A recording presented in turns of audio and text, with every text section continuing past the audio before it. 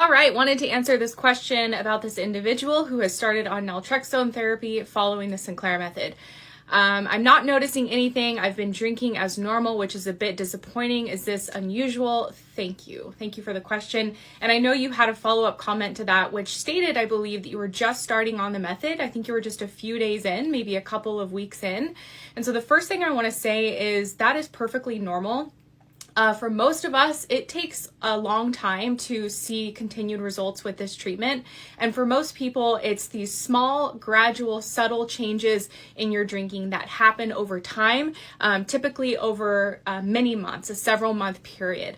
I often equate the changes that we see with naltrexone and the Sinclair method as it relates to our drinking, like you might expect with weight loss. You know, you could start dieting and going to the gym and watching your calories, but you're not going to see major changes. Maybe you're just losing a pound a week, and that can be discouraging, but that's just really how the change happens. And the same thing is true as we're seeing drink reduction with the Sinclair method.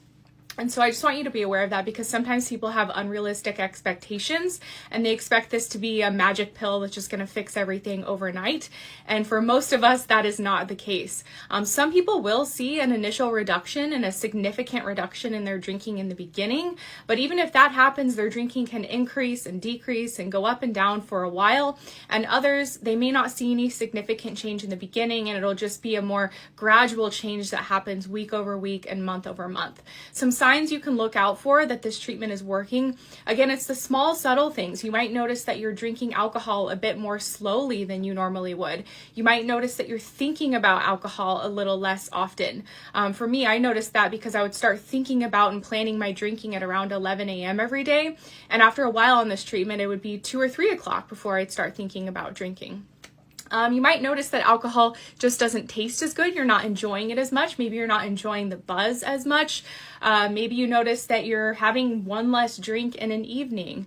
All of these really subtle ways that your drinking and habits around drinking can change. But again, they're usually subtle, they're usually gradual. And as we often talk about, it's really important to recognize that the medication and the Sinclair method are a tool, but you definitely want to help that tool along by working alongside it, meeting it halfway and changing your habits around drinking, creating new coping tools, and really building a life that revolves less around alcohol. And all of this takes time. Habit change and behavior change just takes time. So we typically tell people to give this treatment at least a year to see full results.